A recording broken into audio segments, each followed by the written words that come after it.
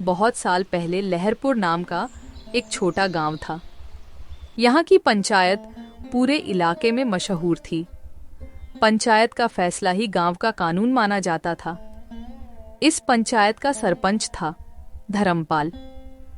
धर्मपाल बहुत चतुर और चालाक आदमी था। उसके सामने कोई बोलने की हिम्मत नहीं करता था। गांव वालों, सुनो सुनो, सरकार ने हमारे गांव के लिए बड़ी मदद भेजी है।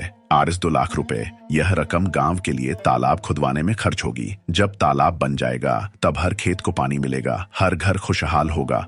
सही कहा सरपंच जी, तालाब तो गांव की जान होगा। फसल दोगुनी होगी, पशु पक्षी भी तृप्त होंगे। काम जल्दी शुरू होना चाहिए। हाँ बिल्कुल काम होगा, लेकिन काम का ठेका तो मैं दूंगा, और ठेका दूंगा अपने भरोसेमंद आदमी को। भीड़ धर्मपाल ने पहले से ही सब सोचा हुआ था। उसका खास आदमी हरिया ठेकेदार, वही यह ठेका उठाने वाला था। गांव वाले मासूमियत से ताली बजा रहे थे, लेकिन कोई नहीं जानता था कि उनके साथ धोखा होने वाला है।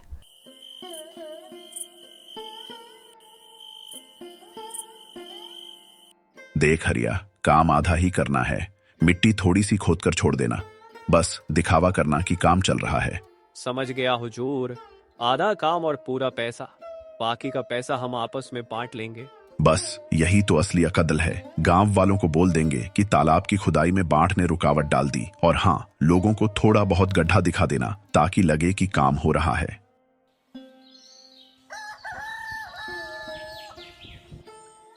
गांव वालों को झूठी तस्वीर दिखाई जाती है। कुछ मजदूर बुलाए जाते हैं, 2-3 दिन गड्ढा खोदा जाता है, फिर काम रोक दिया जाता है, तालाब अधूरा रह जाता है और पैसा गायब हो जाता है।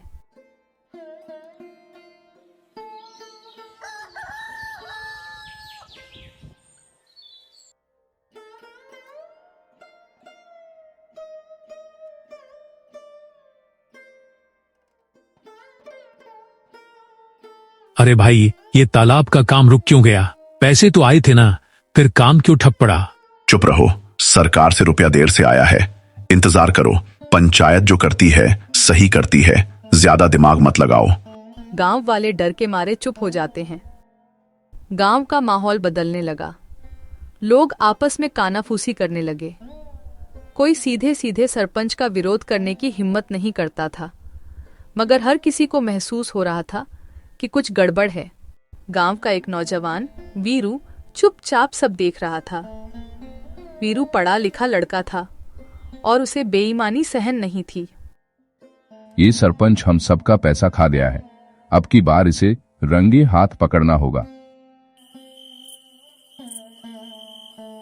उस रात वीरू पंचायत घर के पास छिपकर निगरानी करता है। हरिया, आधा रुपया तू रख ले, आधा मैं रख लेता हूँ। गांव वालों को बोल देंगे कि बाढ़ आई थी, मिट्टी बैठ गई, किसी को कुछ पता नहीं चलेगा। वीरू यह सब सुनकर दंग रह जाता है। उसका खून खौल उठता है। उसने ठान लिया कि अब वह गांव वालों के सामने इस सच का पर्दाफाश करेगा। अगली सुबह पंचायत बुलाई जाती है। गांव वालों, काम इसलिए रुका क्योंकि बाढ़ आ गई थी, मिट्टी बैठ गई, हम कुछ नहीं कर पाए। झूठ, कोई बाढ़ नहीं आई थी। सरपंच जी ने खुद हरिया के साथ मिलकर पैसा हजम कर लिया। चुप कर बदमाश, तेरी औकात है मुझे आरोप लगाने की? औकात नहीं, सबूत है मेरे पास। मैंने अपनी आंखों से देखा है कि तुम और हरिया रुपये का बंटवारा कर रहे थे। सच बताओ सरपंच, सच बताओ।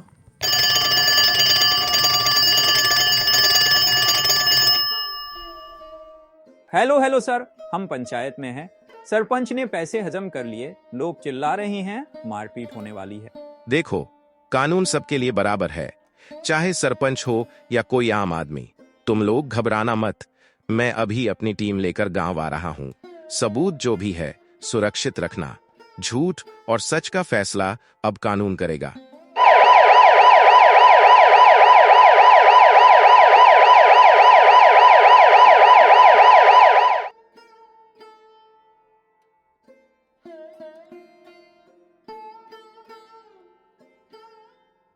धर्मपाल, तुम पर गबन और धोखाधड़ी का आरोप है, चलो हमारे साथ। नहीं, ये सब झूठ है, मैं निर्दोष हूँ। हाँ, चोर है ये, पैसा खा गया, इसे जेल भेजो।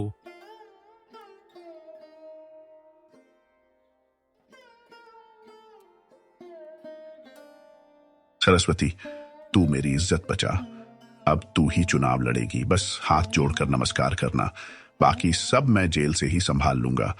लेकिन मैं तो पढ़ी लिखी भी नहीं हूँ, कैसे लड़ूंगी? तुझे कुछ नहीं करना, बस नाम देना है, बाकी मैं कर लूंगा। गांव वालों, वोट दो सरस्वती देवी को, वो गांव की सेवा करेंगी। ईमानदार नेता चाहिए, बेईमानों से छुटकारा चाहिए। गांव वाले उलझन में पड़ जाते हैं।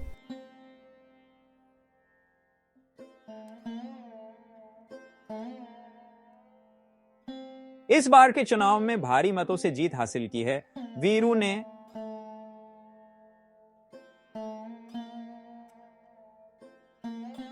अब हमारा गांव तरक्की करेगा। धर्मपाल जेल में बैठा पछता रहा था। गांव में पहली बार एक ईमानदार नौजवान सरपंच बना। तालाब पूरा खुदा, खेतों में हरियाली आई और गांव तरक्की करने लगा। जो नेता जनता का हक मारते हैं, उनका यही अंजाम होता है, और जो सच के रास्ते पर चलते हैं, वही असली नेता बनते हैं।